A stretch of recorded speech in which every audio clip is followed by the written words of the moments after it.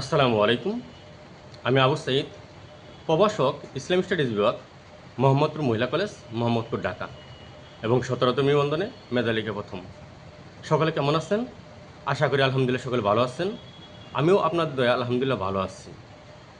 আমি আজ আপনাদের সামনে আলোচনা করব ইএফটিতে যারা আপনারা ফর্ম পূরণ করবেন কিন্তু আপনাদের ব্যাংক চেকের কভার পেজ নেই, আপনারা কীভাবে পূরণ করবেন সেই সম্পর্কে। আপনারা ভিন্ন মাধ্যমে আমার কাছে জানতে চেয়েছেন যাদের ব্যাংক চেক বইয়ের কভার পেজ বা ব্যাংক চেক এখনও পাননি বা আপনাদের কভার পেজ নেই, আপনারা কীভাবে তথ্য ফর্ম পূরণ করে জমা দিবেন।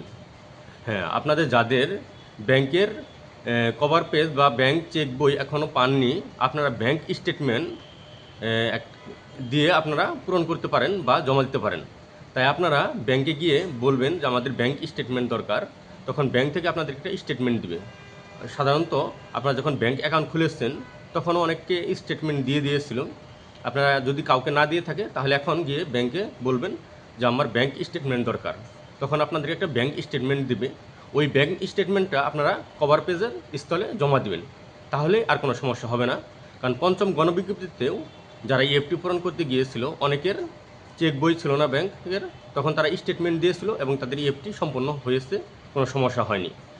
আর নামের ক্ষেত্রে ডট, বিশেষ করে এমডি বা মিসের ক্ষেত্রে ডট, এগুলো সাধারণত ব্যাংক হিসাবদারির যে নাম আছে, যার নামে ব্যাংক অ্যাকাউন্ট, তার নাম যে দুই স্থলে রয়েছে, যেমন শুরুতে একটি নাম এবং ব্যাংক অ্যাকাউন্টদারির নাম, এই দুই ক্ষেত্রে শুধু ব্যাংক হিসাবদারির যে নামটা ওই নামের ক্ষেত্রে ডট বসবে না। বাকি যে নামগুলো রয়েছে যেমন পিতার নাম, মাতার নাম, এই নামের মধ্যে যে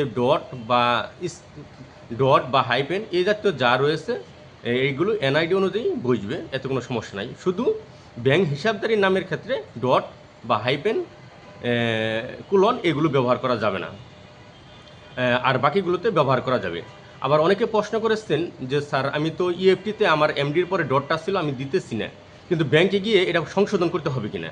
না, আপনাদের ব্যাংকের যে হিসাবটা আছে এনআইডি অনুযায়ী এমডির পরে ডট সহকারে ওইটা ব্যাংকে ওইটাই থাকবে, এটা কোনো পরিবর্তন করতে হবে না। ব্যাংকের ক্ষেত্রে এমডি সহকারেই থাকবে, কিন্তু আপনি ইএফটিতে যখন পূরণ করবেন শুধু ডট বাদ দিয়ে দিবেন, এতে ওটা ব্যাংক থেকে পরিবর্তন করতে হবে না। আবার অনেকে প্রশ্ন করছেন আপনাদের নিজের নামে নিবন্ধিত সিম আপনি ব্যাংকে জমা দেননি, এখন ইএফটিতে কী করবেন। আপনি ব্যাংকে অন্য জনের নামে নিবন্ধিত সিম দিয়েছিলেন, কিন্তু বর্তমানে আপনি সংশোধন করে দেন। বর্তমানে আপনি আপনার নিজের নামে নিবন্ধিত সিম আপনি ইএফটিতে ব্যবহার করেন, আর ব্যাংকে গিয়ে আপনার নাম্বারটি পরিবর্তন করা যাবে, কারণ ব্যাংকে গেলে যে কোনো সময় বললেই আপনাদেরকে নাম্বারটি পরিবর্তন করে দিবে। তাই আপনারা নিজের নামে নিবন্ধিত সিমটি ইএফটিতে ব্যবহার করেন, কারণ এই সিমটি সারা জীবনের জন্য আপনি অবসর পর্যন্ত এটি প্রয়োজন হবে।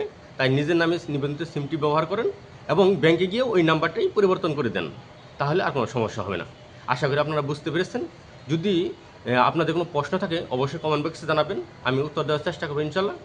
আর যদি আপনাদের ভিডিওটি ভালো লেগে থাকে তাহলে অবশ্যই লাইক, কমেন্ট এবং শেয়ার দিয়ে পাশে থাকবেন, এবং পরবর্তীতে আপনারা কোন সম্পর্কে ভিডিও পেতে চান সেটা কমেন্ট বক্সে অবশ্যই জানাবেন। সকলে ভালো থাকবেন, সুস্থ থাকবেন, সকলের জন্য শুভকামনা রইল। আসসালামু আলাইকুম।